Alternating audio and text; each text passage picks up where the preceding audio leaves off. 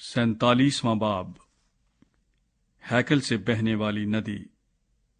پھر وہ مجھے ہیکل کے دروازے پر واپس لایا، اور کیا دیکھتا ہوں کہ ہیکل کے آستانے کے نیچے سے پانی مشرق کی طرف نکل رہا ہے، کیونکہ ہیکل کا سامنا مشرق کی طرف تھا، اور پانی ہیکل کی دہنی طرف کے نیچے سے مذبح کی جنوبی جانب سے بہتا تھا۔ تب وہ مجھے شمالی پھاٹک کی راہ سے باہر لایا، اور مجھے اس راہ سے جس کا رخ مشرق کی طرف ہے بیرونی پھاٹک پر واپس لایا، یعنی مشرق رویا پھاٹک پر، اور کیا دیکھتا ہوں کہ دہنی طرف سے پانی جاری ہے، اور اس مرد نے جس کے ہاتھ میں پیمائش کی ڈوری تھی مشرق کی طرف بڑھ کر 1000 ہاتھ ناپا، اور مجھے پانی میں سے چلایا، اور پانی ٹخنوں تک تھا۔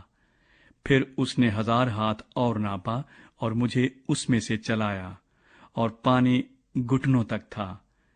پھر اس نے 1000 اور ناپا، اور مجھے اس میں سے چلایا، اور پانی کمر تک تھا۔ پھر اس نے 1000 اور ناپا، اور وہ ایسا دریا تھا کہ میں اسے عبور نہیں کر سکتا تھا، کیونکہ پانی چڑھ کر تیرنے کے درجے کو پہنچ گیا، اور ایسا دریا بن گیا جس کو عبور کرنا ممکن نہ تھا۔ اور اس نے مجھ سے کہا، اے آدم زاد، کیا تو نے یہ دیکھا؟ تب وہ مجھے لایا اور دریا کے کنارے پر واپس پہنچایا، اور جب میں واپس آیا تو کیا دیکھتا ہوں کہ دریا کے کنارے دونوں طرف بہت سے درخت ہیں۔ تب اس نے مجھے فرمایا کہ یہ پانی مشرقی علاقے کی طرف بہتا ہے، اور میدان میں سے ہو کر سمندر میں جا ملتا ہے، اور سمندر میں ملتے ہی اس کے پانی کو شیریں کر دے گا، اور یوں ہوگا کہ جہاں کہیں یہ دریا پہنچے گا ہر ایک چلنے پھرنے والا جاندار زندہ رہے گا، اور مچھلیوں کی بڑی کثرت ہوگی، کیونکہ یہ پانی وہاں پہنچا اور وہ شیریں ہو گیا۔ پس جہاں کہیں یہ دریا پہنچے گا زندگی بخشے گا، اور یوں ہوگا کہ ماہی گیر اس کے کنارے کھڑے رہیں گے۔ عین جدی سے عین اجلیم تک جال بچھانے کی جگہ ہوگی۔ اس کی مچھلیاں اپنی اپنی جنس کے مطابق بڑے سمندر کی مچھلیوں کی مانند کثرت سے ہوں گی، لیکن اس کی کیچ کی جگہیں اور دلدلیں شیریں نہ کی جائیں گی، وہ نمکزار ہی رہیں گی۔ اور دریا کے قریب اس کے دونوں کناروں پر ہر قسم کے میوہ دار درخت اگیں گے، جن کے پتے کبھی نہ مرجھائیں گے، اور جن کے میوے کبھی موقوف نہ ہوں گے۔ وہ ہر مہینے نئے میوے لائیں گے، کیونکہ ان کا پانی مقدس میں سے جاری ہے، اور ان کے میوے کھانے کے لیے اور ان کے پتے دوا کے لیے ہوں گے۔ زمین۔ خداوند خدا یوں فرماتا ہے کہ یہ وہ سرحد ہے جس کے مطابق تم زمین کو تقسیم کرو گے، تاکہ اسرائیل کے 12 قبیلوں کی میراث ہو۔ یوسف کے لیے 2 حصے ہوں گے، اور تم سب یکساں اسے میراث میں پاؤ گے، جس کی بابت میں نے قسم کھائی کہ تمہارے باپ دادا کو دوں، اور یہ زمین تمہاری میراث ہوگی۔ اور زمین کی حدود یہ ہوں گی: شمال کی طرف بڑے سمندر سے لے کر ہتلون سے ہوتی ہوئی سیدات کے مدخل تک، حمات بیروت سبریم جو دمشق کی سرحد اور حمات کی سرحد کے درمیان ہے، اور حصر ہتیکون جو ہوران کے کنارے پر ہے۔ اور سمندر سے سرحد یہ ہوگی، یعنی حصر انان دمشق کی سرحد، اور شمال کو شمالی اطراف حمات کی سرحد، شمالی جانب یہی ہے، اور مشرقی سرحد ہوران اور دمشق اور جیلاد کے درمیان سے اور اسرائیل کی سرزمین کے درمیان سے یردن پر ہوگی۔ شمالی سرحد سے مشرقی سمندر تک ناپنا، مشرقی جانب یہی ہے، اور جنوب کی طرف جنوبی سرحد یہ ہے، یعنی تمر سے مریبوت کے قادس کے پانی سے اور نہر مصر سے ہو کر بڑے سمندر تک، جنوبی جانب یہی ہے۔ اور اسی سرحد سے حمات کے مدخل کے مقابل بڑا سمندر مغربی سرحد ہوگا۔ مغربی جانب یہی ہے۔ اسی طرح تم قبائل اسرائیل کے مطابق زمین کو آپس میں تقسیم کرو گے، اور یوں ہوگا کہ تم اپنے اور ان بیگانوں کے درمیان جو تمہارے ساتھ بستے ہیں اور جن کی اولاد تمہارے درمیان پیدا ہوئی، جو تمہارے لیے دیسی بنی اسرائیل کی مانند ہوں گے، میراث تقسیم کرنے کے لیے کرہ ڈالو گے۔ وہ تمہارے ساتھ قبائل اسرائیل کے درمیان میراث پائیں گے، اور یوں ہوگا کہ جس جس قبیلے میں کوئی بیگانہ بستہ ہوگا اسی میں تم اسے میراث دو گے۔ خداوند خدا فرماتا ہے۔ 48واں باب، قبیلوں میں زمین کی تقسیم۔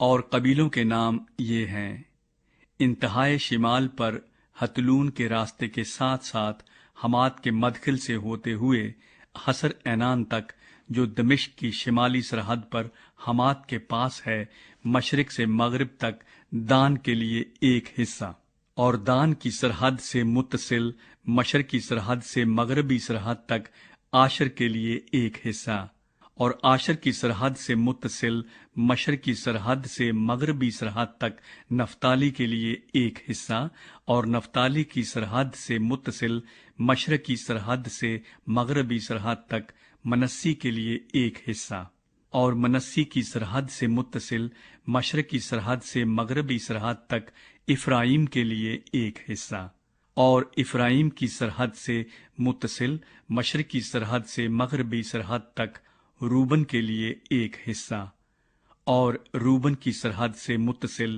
مشرقی سرحد سے مغربی سرحد تک یہودا کے لیے ایک حصہ۔ زمین کے درمیان میں خصوصی حصہ۔ اور یہودا کی سرحد سے متصل مشرقی سرحد سے مغربی سرحد تک ہدیے کا حصہ ہوگا جو تم وقف کرو گے۔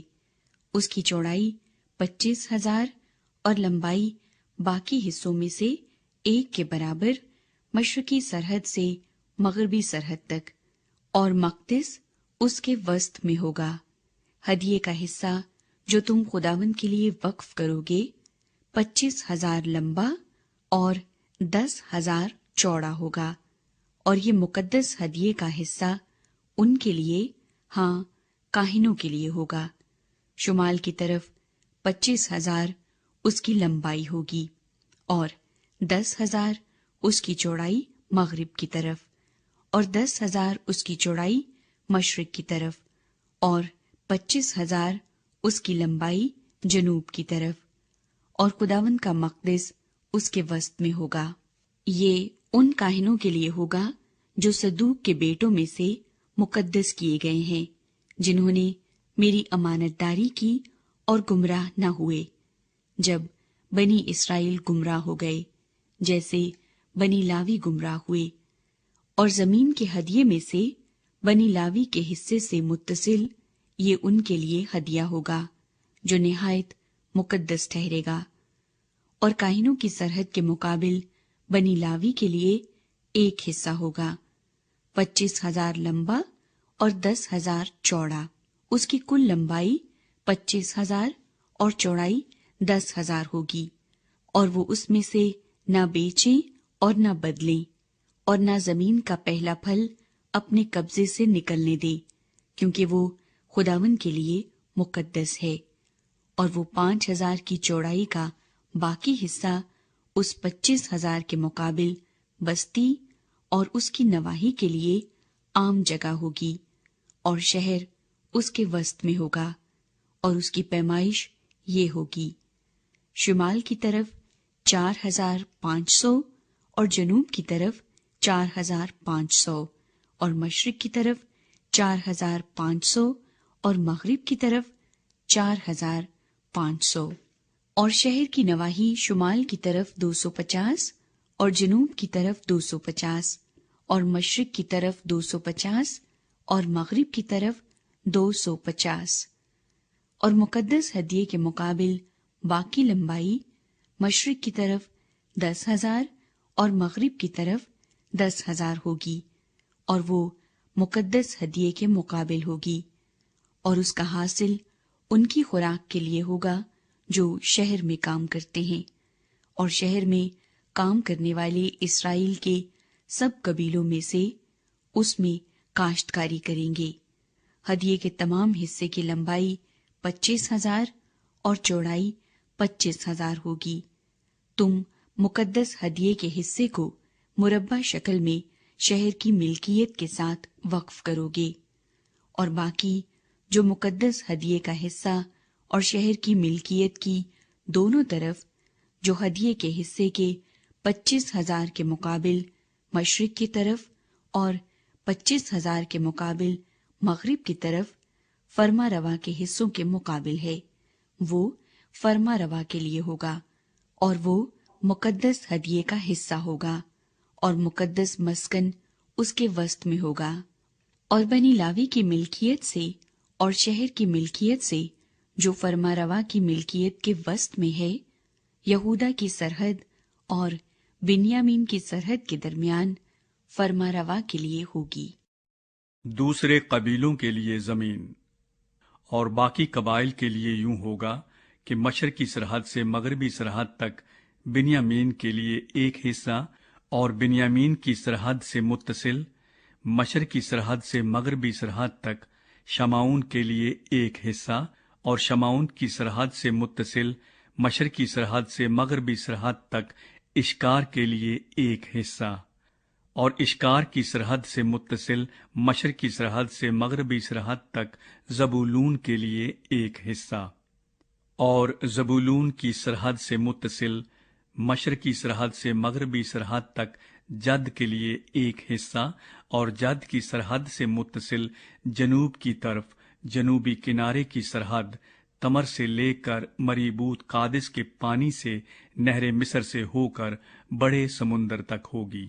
یہ وہ سرزمین ہے جس کو تم میراث کے لیے کرہ ڈال کر قبائل اسرائیل میں تقسیم کرو گے، اور یہ ان کے حصے ہیں، خداوند خدا فرماتا ہے۔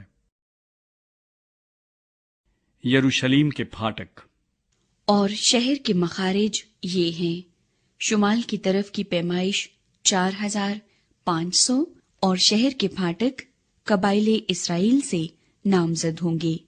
3 پھاٹک شمال کی طرف، 1 پھاٹک روبن کا، 1 یہودا کا، 1 لاوی کا۔